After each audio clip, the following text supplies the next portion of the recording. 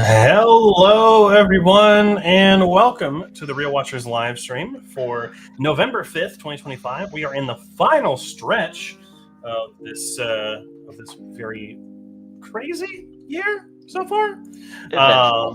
It's been a year for sure. But Kevin, how the hell have you been over this last week? I'm pretty good. Didn't do a lot of movie watching, just because we had so much things to do that we'll talk about when we get into kind of the end of the stream, because that's why I didn't watch a lot of movies. Well, there you go. For me, it's been a week. Finished up my 31 horror movies for October, so did that challenge complete. We'll talk about the last couple that I watched. So can't wait to talk about those, and then also starting the new challenge, which we'll also talk about when we get to them later. But that will be the end of the kind of little intro bit. But let's how is everyone doing? Hope you're all having a great week so far. Hope you're all hanging in. But let's go ahead and let's jump into the stories this week. Up first, actually, we had a comment come in. So the ghost was a fever dream. Maybe.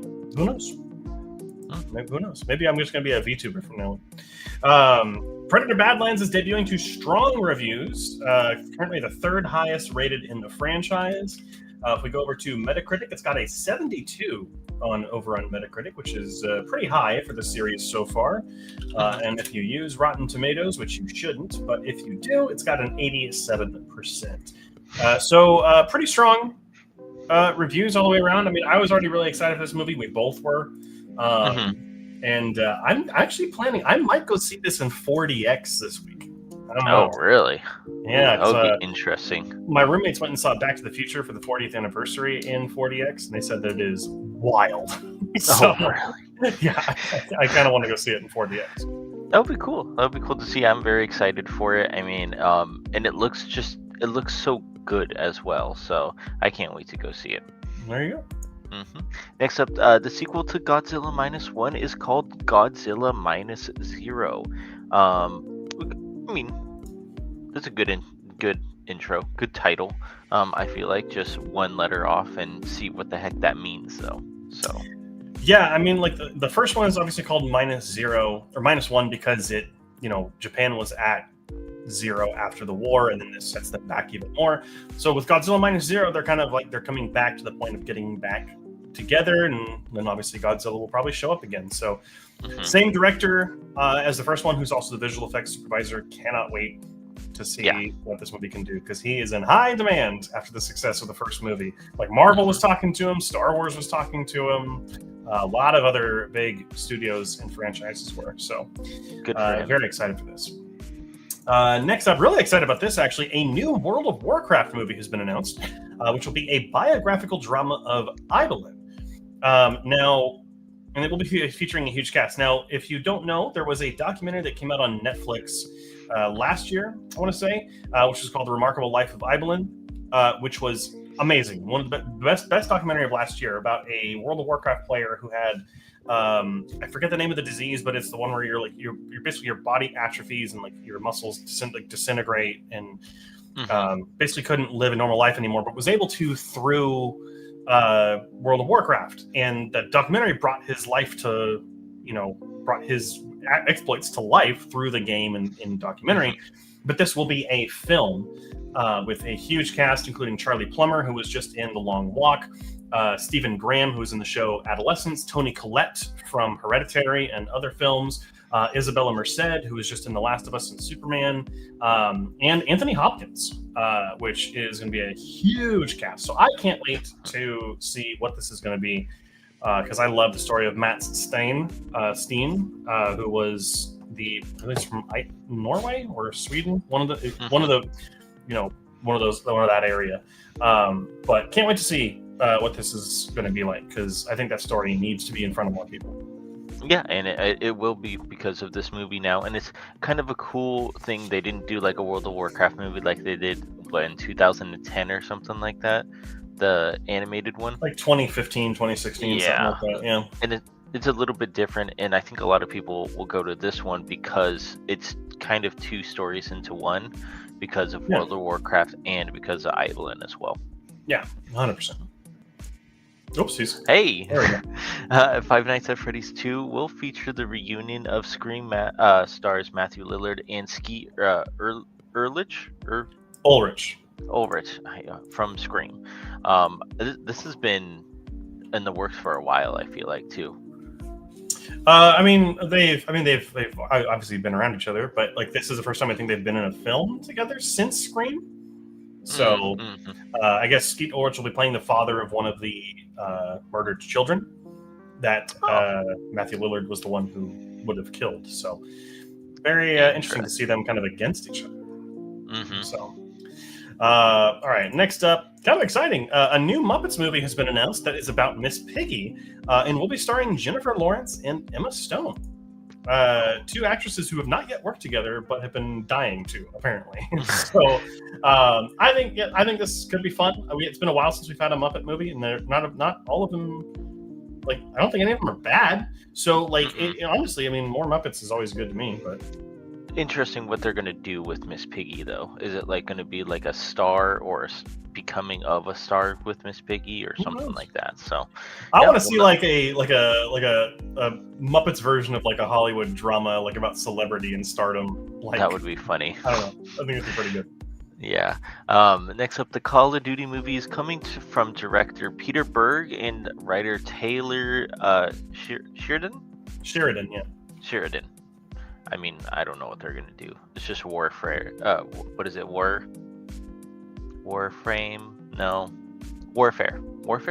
The movie it probably won't be at that level. So Peter Berg is a director, most well known for the films Hancock, Deepwater Horizon, Lone Survivor, which is a modern military thing that a lot of people love, but also did the films like Battleship, which was terrible. But Taylor Sheridan is the writer and creator of the show Yellowstone. He is a huge person that people are looking for right now. And they did a film together that was vaguely military-ish. Oh man, they've worked on films together that are highly regarded. So I think that this could actually give the film some weight, but I think the Call of Duty brand has been so dragged through the mud right now that we'll see if this even gets any attention. Yeah, I don't know if it will or not. So with this director and writer, I'm sure it's going to be grounded. It'll probably be like a Modern Warfare era or with those characters. But we'll see what happens. Yeah, who knows? Who knows? But last story, we don't have a lot this week. Last story is that Benicio del Toro is reportedly joining the Ocean's 11 prequel movie, and reportedly will be the villain. So interesting. He plays a good villain, so I'm okay with that. Yeah. I'm okay with it. Interesting to see what the plot's going to be for this new one. Yeah, and we know that Margot Robbie and Bradley Cooper, I believe, are the two that are going to be in it. So, but that's it for the stories. Not a lot this week, so no, not a lot at all. There was a Warcraft film called Warcraft: The Beginning. It was just in here in the U.S. it was just called Warcraft, but it was the first time that we got anything World of Warcraft or Blizzard in theaters. So I remember actually, I don't know if you went, but I remember seeing that in theaters with Blizzard at our local theater, which was really interesting. Oh, that's cool, actually. Oh yeah, back when I worked at GameStop, I got free tickets. Oh, so, okay. But that is it for the stories this week. Let's go ahead and get into the trailers that we got this week. And Kevin, is there anything that you saw that stuck out to you? I mean, obviously the Scream 7 trailer, it was just a teaser trailer for it, but I think I just want to see where they're going with this because they kind of put themselves on a bigger hole than they needed to. I mean, Five Nights at Freddy's looks good to me. Now You See Me Don't. I'm really excited for Jujutsu Kaisen because I love that animation and that anime as well. So I think all those are pretty. Oh, and Keeper, obviously. So. But all of those, I think I'm very excited for. Yeah, I think the only thing that really stood out to me was Keeper. I think Scream 7 looks like a step back from how good 5 and 6 were compared to the rest of the series, right? So this looks like a step back, and I don't know what different. It looks the same. I don't know what is going to make it. Yeah, the Ghostface looks like he's a little bit more brutal. Maybe I don't know, but they've all been brutal. So like, what's I don't know. I don't see a reason for it to exist right now, which I think is my biggest problem. Also, getting rid of Melissa Barrera was a horrible decision. All right, that is it for the trailers this week. Oscar is not to be confused with Oscar's Oasis. Okay. Yeah, I've never heard of Oscar's Oasis. I have no idea what Oscar even is. I just saw that I got a trailer. I'll put it on there. All right, let's go ahead and talk though about the box office, Kevin. Yeah, I don't know why Arc has 16.2 million though. Sorry, hold on. It's okay. I can start it off with the Black Phone 2 coming in at number 1 spot with 8.3 million. Regretting You, a new movie, did not get the top spot with 7.8 million. Chainsaw Man Arc with 6.2 million. K-pop Demon Hunters coming in at number 4 with 5.3, and Begonia with 5 million, which that's not bad for like kind of a.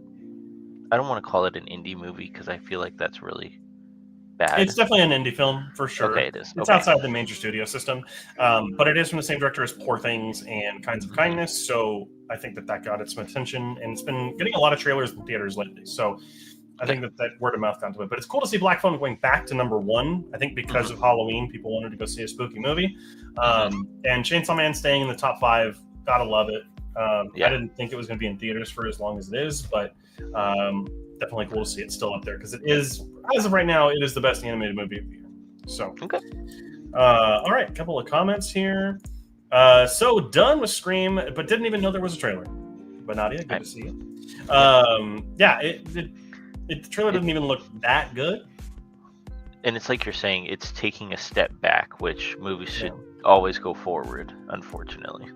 But damn it, yes, I'll still go see it. We got to show up. Scream is a franchise that is mostly good, so we got to, we always got to hold out hope that it's going to be good. Alrighty, let's go ahead and get into the movies that are coming out this weekend. Starting off with a big one, Predator Badlands. A young predator outcast from his clan finds an unlikely ally on his journey in search of the ultimate adversary. Cannot wait to watch this movie. Looks great. All the trailers have been really good. So I can't wait to go check this out this week. So up after that is Nuremberg. A World War II psychiatrist evaluates Nazi leaders before the Nuremberg trials, growing increasingly obsessed with understanding evil as he forms a disturbing bond with Hermann Göring, which is one of the German officers. I watched a clip or whatever from this. I think it looks pretty decent, actually. So it's not the best reviews right now, but we'll see when it comes out. Looks like it's got a huge cast. So up next is Die My Love. Grace, a writer and young mother, is slowly slipping into madness. Locked away in an old house in and around Montana, we see her acting increasingly agitated and erratic, leaving her companion, Jackson, increasingly worried and helpless. This is coming to us from Lynn Ramsey, the director, who also gave us We Need to Talk About Kevin and You Were Never Really Here, which are really revered movies in kind of cinema circles, like cinema snobs. But this is starring Jennifer Lawrence and Robert Pattinson. This has been getting some pretty good reviews, 73 on Metacritic, so we'll have to wait and see how that is when it comes out. And lastly is Sarah's Oil, the remarkable true story of 11-year-old Sarah Rector, an African-American girl born in Oklahoma Indian Territory in the early 1900s, who believes there is oil beneath the barren land she's allotted and whose faith is proven right. This looks painfully mediocre, like one of those studios that puts out like 2 movies a year that are maybe like made for $2 million. But it's also got Zachary Levi in it, so that immediately makes me not want to go see it. So anyhow, but that's coming out. If you want to go check it out, you can. But that is it for all the movies that are coming out this week, and so too ends the part of the show that is kind of about news and stuff. Let's go ahead and talk about reviews, Kevin. Yeah, I mean, I only had one, unfortunately, but you have one. I have 8. So 4-1-4. Yep. Alrighty. Well, let's go ahead and get into this. Let's talk about the first 4 movies that I watched this last week. And first one up is the second to last Spooky Month movie that I checked out, which is the original 1953 House of Wax with Mr. Vincent Price. And this was way more fun than I was expecting it to be. It's interesting because the director, you could tell he didn't want to make a horror movie. He made action westerns for most of his career, and then was told that he had to make a horror movie. And not only that, had to make it 3D. So it's got 3D, like, it's got, like, you know, they go like there's like a paddle ball thing, and they're like hitting it right at the camera, and it's like really annoying. But it's really interesting because he only had one eye that he could see out of. So I don't know how he did 3D with just one eye. But Vincent Price is fantastic in this movie, stands above everyone else. No one else in this movie is anywhere near his level. He is just so good here. The film is a bit slow though, especially after the opening. I think because this film takes time to introduce characters and things like that, but you don't really care about them. Like, you don't care what happens to anyone except for Vincent Price, and he's like the bad guy. So it's kind of weird. Also, it's really confusing because sometimes it looks like this movie takes place in like the Old West, like 1800s or whatever, like late 1800s. But then there's things that look like they took place in like 1940 or 1950. It's really weird. But like, maybe it's just a Western reach of the director, but it can't be fun. It's actually a really disturbing premise for a 1950s movie, which is really kind of refreshing. Perfect like spooky season movie. Not the best thing in the world, but definitely a lot of fun. Which was even more fun though, was The Vampire Lovers from 1970. This is my final Spooky Month movie. And I just saw this on Amazon Prime as I was kind of going through movies that were available. I was like, what's the last movie I'm going to watch? And I was reading through the Letterboxd reviews for this, and 2 words stuck out that made me immediately want to watch this movie. Lesbian vampires. And oh my God, did it live up to that. But it's not, obviously, it's not just that. We're joking around having fun. But this vampire movie is actually, like, I've never seen an actual vampire be as seductive and, like, sexually charged as this movie is. They're supposed to be. Like, that's one of the big allures of vampires, is that they're charming, they are debonair, they are, you know, they're going to try and seduce you, no matter who you are, right? And that part really works in this movie. Ingrid Pitt is amazing in this film. She is so good. She is super seductive. She is super, like, she outperforms everyone else. It's something really kind of fascinating. There's a scene that there's like a passing funeral where they're saying things in Latin, and she starts freaking out. It's great. The set designs and costumes are wonderful, even though they use way too much fog at night. Like, we get it. It's nighttime.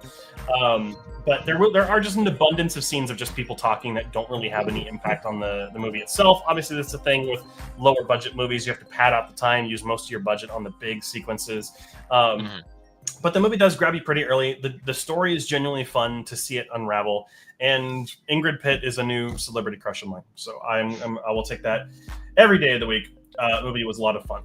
Now, getting out of Spooky Month and getting into November, I wanted to do another month-long film challenge, which has me doing what I'm calling the Turkey Toon Fest, which is going to be all animated movies that I'd never seen before. And so we started that out this month with Brave, which is the Pixar movie that's set in Scotland. This is my first time watching it. I watched this for the first time, and I never really wanted to watch it just because it never really stood out to me as like a movie that I needed to watch. But I actually really enjoyed this. Merida is a great protagonist, and one that goes through massive changes that are actually genuinely good to watch. Like, it's well written, which I really liked. Also, her mother is a great character who goes through a lot of changes as well, and the way that they grow and bond together is a really good message for families and for kids, but also just is good writing. Yeah, but props to the animators, because obviously the mom, this isn't really a spoiler, the mom takes on the figure of a bear at one point, and they convey a lot of emotion and things through her in that form, which props to the animators. Where the film does falter a bit is the animation. This does not look anywhere as good as the other Pixar movies, even at the time. Like, this looks more like a Disney Animated Studios film and not a Pixar one. Pixar has always been further ahead in making things look good, especially during 2015, 2012, this era. But this definitely feels like a B-team movie, because this was the same year that Inside Out came out. Oh wow. Okay. that movie was way better looking and just better in general. So this definitely feels like the B team. This almost feels like a response to How to Train Your Dragon instead of being like just a genuine movie that they wanted to make, which kind of feels a bit weird. I'm not taking points off for that by any means. It's just kind of a weird comparison. But I think it feels like it was a little bit rushed because they wanted to get something out that was similar. But I think the great story and the great characters are what really propped this up. It's a good film that everyone should watch. And, I just became an uncle a couple months ago. It kind of hits a little different now. So my last one before I pass it over to Kevin, another Pixar movie I'd never seen, which is Monsters University, which I am not a fan of college or school movies. I just am not, because they never get it right. That's never accurate. None of them have ever nailed what my college experience was. And I feel like my college experience was the majority of people's college experiences. Not everyone has a Harvard with all these like Greek houses and stuff. We just don't, right? This movie does get some of it right because of the monster world. They have a lot of fun with that concept visually and joke-wise. Mike and Sully's friendship and how it starts is really what makes this movie as enjoyable as it is. I'm not going to say it's a particularly great film, but their friendship is the best part of it. Billy Crystal and John Goodman still have an insane level of chemistry. They really feed off each other really well, and you can tell that they're in the same room doing these things, which is great. There are even points where it does feel a little bit like a rom-com, not because of like tension or anything, but because of their level of chemistry. Like they just really work well together, and there's moments that feel like they're out of a rom-com. The biggest problem with this movie is that it's formulaic. You know everything that's going to happen, the entire setup. Once the central conflict is revealed, you know how the movie's going to end. And that's really frustrating. But I do gotta say, huge shout out the mom. That is like the mom of one of the students in their house in this movie. She listens to Mastodon in the car, which is exquisite taste in music. So gotta love it. I did like during Monsters University the games that they have to go through for Uzma Cap. That also felt like a ripoff of Harry Potter's Triwizard Tournament. Yeah. Literally, the last event looks exactly like the final one, where they're like all watching around. It's just missing, obviously, a student that dies. And my boy. Yeah. But, anyhow, let's get into your one movie.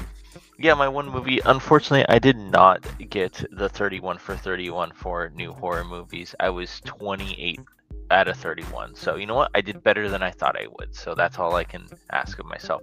And for that reward, we went to go see Season of the Witch in the movie theater, which is freaking fantastic. First of all, I really enjoy this movie, but seeing it on the big screen, it's so much better for some reason. The atmosphere behind it. We had a couple more people that were in the theater as well who I think have watched it before, so they knew what was going to happen, and the really just weird parts in there where they were laughing at as we were, and then the great song that comes on, everybody, you could see their head moving back and forth. So it was a great time.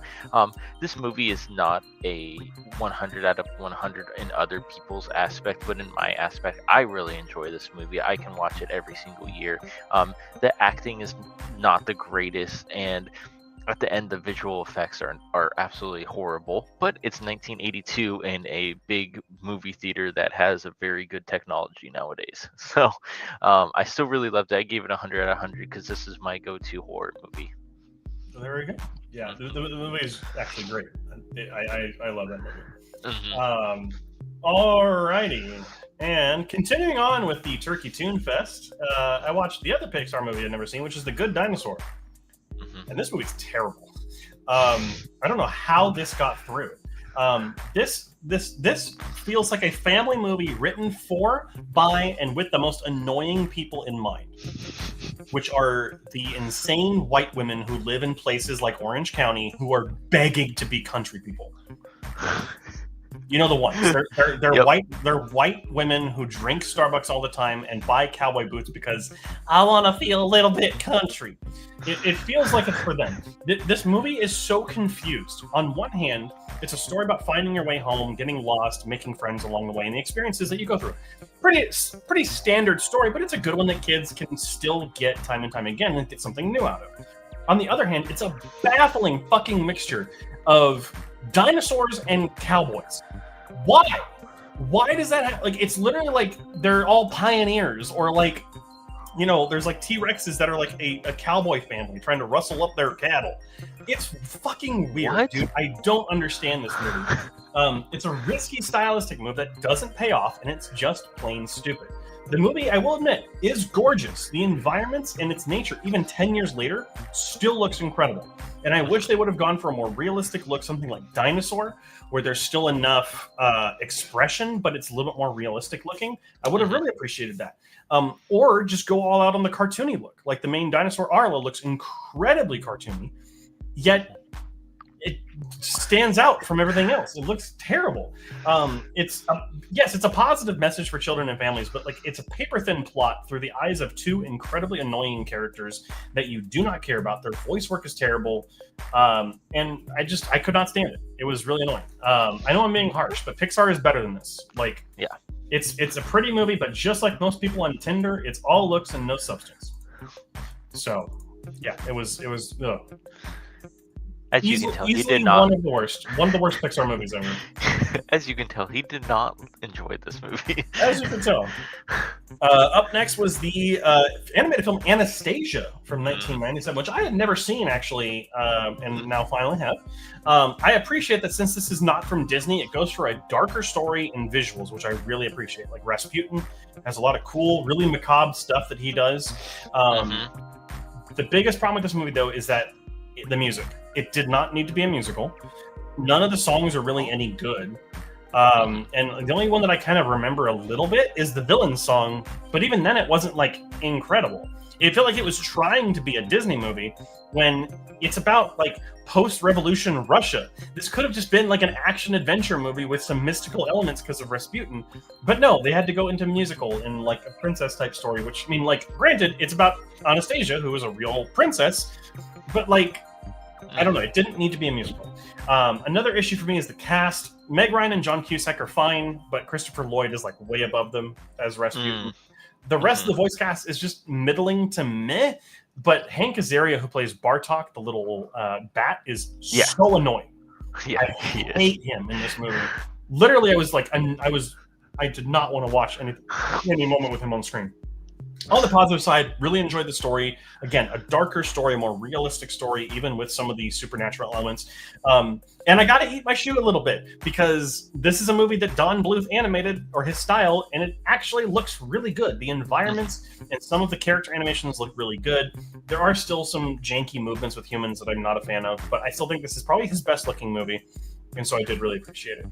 Didn't need to be a musical, but it's fine. So I gave it a 70 out of 100. I mean, yeah, as soon as you said it was a musical, I remember watching Anastasia. I didn't remember it was a musical at all, or it had any songs. So didn't need to be it. Alrighty, and the last animated movie I've checked out so far is The Lorax from 2012. This is the one with Danny DeVito as the little purple mustachioed guy. The final message, there's a final quote from Dr. Seuss at the end of this movie, which is still so brilliant, and people need to hear it again and again and again and again, which is basically like, unless we hope and unless we get like involved in things will not get better. Like, we need to care, right? Which is great. But the problem is that incredible message is hidden behind the typical Illumination movie failings. Like, this is the same studio that did, Despicable Me, so their tendencies for animated movies kind of come through, right? The comedy is not always that good. Again, why was this a musical? Why are there so many songs that are just not that good and not memorable? The cast, though, is pretty decent. Danny DeVito is an inspired choice for the Lorax. He's both funny but also kind of emotional, so really liked him. Ed Helms is also good, as is the amazing Betty White, as always. What didn't work so much was Zac Efron and Taylor Swift, who are in this movie. They felt so phoned in that it was really bad. What hurts again is the music. None of it's memorable. Couldn't stand any of it, actually. And then just the comedy, like not the comedy. Like, whenever it tried to go for jokes and things, especially with like the critters in the forest, it just didn't really work for me. But the messaging is the important part. It's environmental in the course of the movie, but like, it does kind of transition over to a lot of different things, which I really appreciate. It's okay. I wouldn't say it's anything like worth, spending a lot of time watching. Okay. And lastly is one of the most disappointing movies of the year so far, which is The House of Dynamite, which is the new movie from Catherine Bigelow, who gave us Zero Dark 30 and The Hurt Locker, which were really good political thrillers. This is trying to be a good political thriller, but it isn't. This is a movie that is really good in its first 20 to 30 minutes and then just gets repetitive and dull and kind of boring as it goes on, because it tells the same events from like a 20-minute standpoint. It tells that same time period 3 different times through different characters' lenses, and it's Okay. I don't need to see everything over and over and over again. It kind of gets tiring by the second time. But the cast is the best part of this movie. Idris Elba plays a really good president. Rebecca Ferguson is also really good as this kind of government officer in like the mission control zone. The entire film is about a random nuclear missile heading towards the United States. We don't know where it came from. No countries are taking, responsibility for it. If it was Russia, they'd send multiple. Same with like China or whatever. So it's clearly not them, but it's coming from that area. So it's kind of like the setup is interesting, but it doesn't do anything with it. I'm not going to spoil this movie because there's probably some of you that are going to go watch it, and then probably some of you will enjoy it. But the ending of this movie is one of those frustrating things I've seen in recent memory. I'm not going to tell you why. Okay. That might be a spoiler enough that it's saying it lost 20 points already because of that ending. It was really bad. It's tiring, it's boring, and it's a slow film. If this was a 20 to 30 minute movie, like a short film, incredible. Would have been the Oscar nominee easily. Would have been incredible. But no, in fact, they stretched it to almost 2 hours, and it was just this boring political thriller.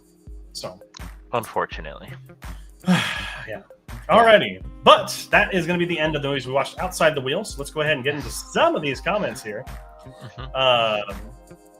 Let's see here. Wow, even my ones have no score. The theatrical. I have no idea what you're talking about. I think Blinky Bill the movie might be okay. All 4 of us were bopping to that dumb catchy tune. Yes, it was. Oh yeah, the yeah. So Halloween. Oh yeah, so good. It's like the Small World song. Like it just gets caught in your brain. You mean Dark of the Night? Yes, that is the song Rasputin sings in the film. Yes. Lorax was the first film to use the Universal logo we have now. Interesting. Did not know that. Oh, cool. And yes, of course they did Twister again. All right. Let's go ahead and get to our wheel spin movies, though, Kevin. Let's go ahead and do your short first. Yeah, I'll let you stop talking for a little bit here. So the the Mighty Navy, a really good Popeye short actually. I don't think I have liked a Popeye short so far, but this one was really fun. It's only a 6-minute short, black and white, and it shows why Popeye is a real sailor man in this movie. Because I don't really know the lore behind Popeye, but if someone showed me this before that I watched other Popeye movies, I would be like, okay, I totally understand him. He's just a badass who likes to eat spinach on a boat and can take platoons out with with a gun from the boat, but pick it up like it's a pistol, which is really cool. I thought that was really funny to see. I really liked the interesting fact that they did the boats that are surrounding the US boat do not have a name, and it says pick your country on it, which is, I think, back in the day, that's like really interesting, because I would have expected maybe Russia or have them pick a country and have us hate that, but no, it said on the flag, it literally said pick your country. And it was like, oh, that's pretty cool actually, because you can make it whatever you want it.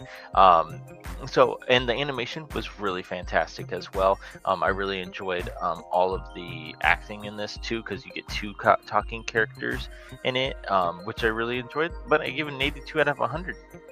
All right. My short this week was the one that you gave me, Kevin. Yes. Which is The Little Match Girl. And holy shit. Have you seen this, Kevin? No. Oh my God, is this dark? And kind of depressing. I don't know. Like, this is a Disney short. Like, what the fuck, man? It's a beautiful story though that reminds you not to give up on the things that you're looking for. It's beautifully animated. Features a wonderful piece of music. It's a classical piece, which I don't remember off the top of my head right now. I will say it's a little short, but with the ending this little short has, I don't know where else they could have gone. So I'll leave it at that. But fun fact, as of today, this is my 2000th film review, which I just hit 2000 today, all time. Nice. Not for this year. I'm close to 500 for this year, but this was my 2000th review, so really kind of a special number there. That's a big number. You're making me realize I have no life. But I gave it an 80 out of 100. I thought it was pretty good. Definitely dark, so just be aware if you're going to watch it. But there is that. Well, let's go ahead and get to your movie, Kevin. Yeah, my movie was Black Christmas from 1974. And this is kind of, some people say this started like the whole kind of a campy horror movie aspect of it. And it's a good starting point. Like if you want to give somebody a movie to watch that's not really into horror but has some horror aspects in it, this is a great movie for them to watch because it's more about what is happening in the house and why this person is doing it, which I'll explain in a little bit is a great reason. But unfortunately, the acting in this movie is not the greatest, and you can definitely tell no one stands out from each other or anything like that. But I did like the aspect of it of being on Christmas and the fact that you get a great line where it's like, don't tell them the call is coming from inside the house kind of situation, which is really cool because you're like, oh my gosh, that's inside the house. Even though you kind of know it is inside of the house, that's when it fully starts to kick into gear. And another part that I really enjoyed in this movie is you don't know why the killer is doing it. Like they don't give you an explanation, and I think that's the biggest mystery of them all, and I absolutely enjoy it because it's like he doesn't need this is why he's doing it. He's just doing it because he is like that, and I really enjoyed that. It is a slow burner though, so the first couple of like an hour or two, it is a really slow burner, so you just got to get through it. But then afterwards, it's fantastic. So I give it a 74 out of 100. All right. And that's going to bring us to my film, which is the 1958 film The Fly, which, I mean, this is clearly easily one of the best 50s creature feature movies I think that I've seen. It's not as good as the 80s remake. The 80s film is way better. But this still provides plenty of thrills and the always wonderful Vincent Price, which I didn't know he was in this movie. I'm a slut for Vincent Price, so I will take him any day of the week. The story is not as layered this time. It's definitely just your average creature feature movie. Scientist meddles with technology and reaps the downsides of it, right? But I appreciate the structure. It starts at the end of the story, then jumps back to the beginning of it so you can see what happened. Really liked that. And it provides the audience with enough suspense that kind of be excited for what happens at the end because you really don't know what's going to happen. The original trailer doesn't show you anything for this movie, so you had no idea he was going to be, a guy turning into a fly, right? Yeah. The performances aren't that strong, but Vincent Price is the standout for sure. There's not as much of him as I would have liked, but we do get him enough to make it good. The others are fine, just no one stands out. They're there. This is definitely more of like I said, it's definitely more of a standard creature feature, not so much the layered body horror of the 80s one. But it's cheesy enough, but it's also grounded enough. Like it doesn't go too far beyond the realm of possibility. Perfect Halloween season affair. Unfortunately, I didn't watch this during Spooky Month, but it's good. I liked it. It's just nowhere near the remake's level of quality or polish. It's definitely a B movie from the 50s, but one that's elevated a little bit. For sure. Totally. And I will not get over how creepy that whole ending part is with that creep. It's just unsettling. Like, ugh. I already can see it in my head. I can put up with a fly. Like flies don't bother me. But you had to put a spider. Yeah. You had to do it, and that creeped me out. I didn't like it. Alrighty, but that is it for the wheel spin stuff this week. Let's go ahead and get into some of these comments here. There's a dab emoji. she would find the dab emoji. She would. I might be wrong, but I think Black Christmas had some inspiration of some sort for Halloween 1978. Oh, I can definitely see that. Yes, most definitely. Very interesting. I did not know. I haven't seen Black Christmas, so I'll have to check it out at some point. Oh, it's interesting. Fly 2 had a strange teaser trailer. Interesting. I forgot there was a Fly 2 from the 50s. Yeah. The trailer didn't show anything. Well, good. Nope. Alrighty, well, let's go ahead and move on to our favorite part of the show, Kevin, which is It's where we spin a wheel and we get to. Well, we don't pick the movies. That was false advertisement. a movie gets picked. Yeah, for us. We don't have to do any work. Wow. I mean, no, you have to do work because you have to type them in. I have to Never type mind. them in, but I don't have to do work, so I'm okay with it. Alrighty, let's go ahead. Let's give it about 2 minutes here. Go ahead and get any suggestions in. Hopefully, I know Joey was saying that the chat wasn't working last week when he put in his suggestions and didn't actually come through. So make sure that you're getting them in, and we can add them to our wheels and such. Mm-hmm. We got some shorts from Joey. Let me go ahead and open the wheel of shorts. Let's see here. We have woman haters. That sounds like just the government right now, unfortunately. Wait, is that women haters? Yep. Oh my gosh. Yeah, sounds like Okay. current administration. Three Little Wolves, The Art of Skiing, Fresh Hair, Crime on Their Hands. That's actually a great fun. Crime on Their Hands. Jerry and Jumbo. All right, it did work this week, yes. We'll go ahead and save the Wheel of Shorts. And then we'll go back to the Wheel of Movies because we got one from Nadia here. Been a while since we've had a suggestion from Nadia. Glad to see you getting back in here. We got Pet Sematary 2. I didn't know there was a sequel. Yes, there is. I obviously have not seen it. Have you seen it, Kevin? I have not seen Pet Sematary, period. So. Pet Sematary 2. Okay. Yeah, gotcha. That does exist. Good call. All right. Anything else? We're coming up on 2 minutes here. If anyone would like to add anything to the wheel, we'll go ahead and do so. Personally, I think it's better than the original. Whoa. Interesting. Whoa. You are fighting words right here to some people. I mean, what did I give the first one? I don't remember.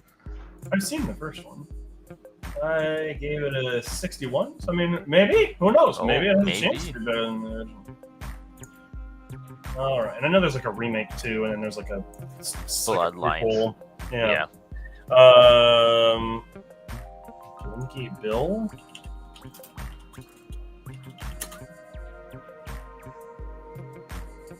From 2015. Oh my gosh. This is an actual movie. Blinky and the Bill. All right. Or Blinky Bill the movie, excuse me. From 2015. All right. And that will be it for the wheel. Let's go ahead and get it ready here. Kevin, are you ready? Yeah, I'm ready for it. All right. Oh, are we doing the short? I'm going to go to the shorts. You beat me to it. All righty. Ready, Kevin? I'm ready. There you go. Oh, do you have a short? Yeah, I've had a short for 2 weeks. Oh, God damn it. Oh, yeah, I forgot. You're not going to get it, though. No, it's one away! Fuck. Cue Ball Cat is Kevin's short. Very cool. No, it's not cool, Kevin. I want it to be... It would land on me, and I get to pick one again for you, so I have to make sure. Yeah, right. Alrighty. Spinning it for me. Let's see what my short is this week. If it lands on Garrett's pick... Okay. I was about to be really upset. Russian Rhapsody. Oh, it is a Looney Tunes short. Or, well, maybe not Looney Tunes, but it is of the era. It's a World War II one. Is it Russian Looney Tunes? It says, as Adolf Hitler personally flies a bomber on a mission to the Soviet Union, the gremlins from the Kremlin set about to stop him. I want to watch that one. Great title. Watch it anyway. There's nothing stopping you, Kevin, from watching anything you want. You're fine. You got it. All right. Let me go ahead and save the wheel real quick, and we'll go to the Wheel of Movies. Kevin, are you ready? I'm ready. Oh my gosh, I can't see anything on that wheel. I know. It's great. Luckily, there's no shorts anymore. Yeah, but that's even. I don't know if that's good or bad because I still can't see it when there was shorts on it. And now there's not shorts. Hitler versus Gremlins, the short. There you go. You can't pick for yourself, so we'll shuffle that up.